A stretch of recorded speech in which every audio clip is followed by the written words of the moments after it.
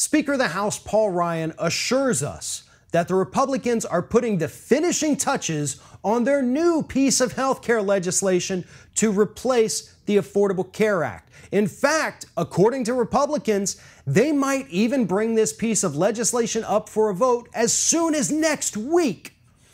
Here's the problem. Once again, the public, the people, the voters, we're not allowed to really see what's in this piece of legislation just yet.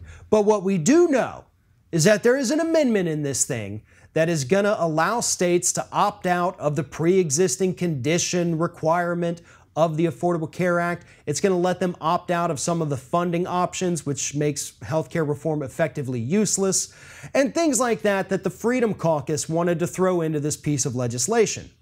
Now, the main issue with the original bill was that the Freedom Caucus and many other Republicans in the House of Representatives didn't feel like it went far enough to undo the quote-unquote damage of the Affordable Care Act.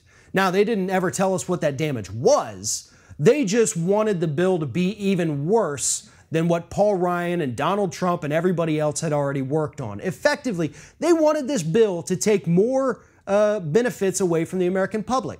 And that's what the Republicans are working on. That's what's in this bill, and that's why we're not allowed to see what all is in it. Because it's going to be something that the American public is going to despise even worse than the first draft of the American Health Care Act that Republicans introduced a little bit ago. This is not something that Paul Ryan needs to continue working on. He is already the least popular politician in Washington, D.C. He actually no longer holds the title of least popular person in D.C. because now Steve Bannon holds that title. But he's the least popular politician. And he's working on an initiative that is, not surprisingly, unpopular with the American public. As it turns out, new polls show us that actually a majority of Republicans are now embracing the Affordable Care Act, aka Obamacare.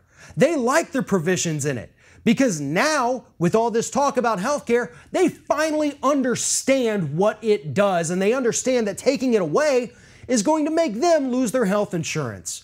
So if Paul Ryan wants to double down or triple down on this bill like he's continuing to do, that's fine. You're going to see your approval ratings continue to drop. You're going to get huge backlash from your voters back in Wisconsin, and you're going to lose your seat in 2018. And in fact, if you do manage to get something passed, you're still likely to lose your seat in 2018. And if you don't get something passed, Donald Trump said it himself, he's going to make sure that you're not Speaker of the House anymore.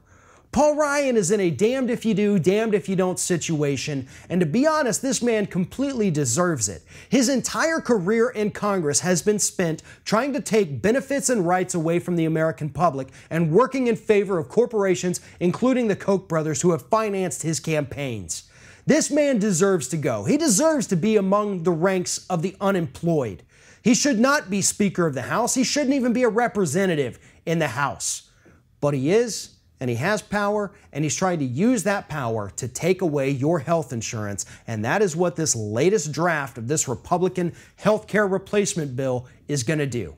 It's going to leave more people uninsured, more people without medication. It's going to do nothing to control prices and premiums. It's going to be a big giveaway to Big Pharma and the insurance companies. If you like this video, make sure you like, comment, share, and most importantly, subscribe to our YouTube channel if you haven't already. If you've done all those things, please check out all the videos below. Stay up to date with everything we do here at Ring of Fire.